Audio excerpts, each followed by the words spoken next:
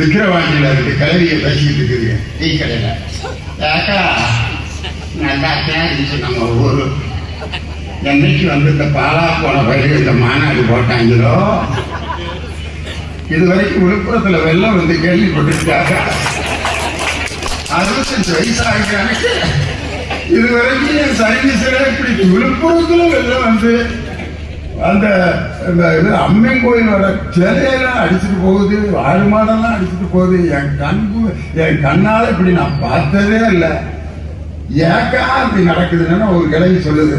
என்னைக்கு இந்த பாலா போன பயிர் இந்த விக்கிரவாண்டியில மாநாடு போட்டாங்களோ அன்னைக்கு விளங்காம போனதுதான் இந்த விழுப்புரம். நான் சொல்லப்பா 2 கிளவிய பேசுறத ஒட்டு கேட்க. நான் ஸ்டாலின் தான் வந்தாரு, நீச்சல் அடிக்க விட்டாருன்னு விட்டு வச்சுக்கிறாரு.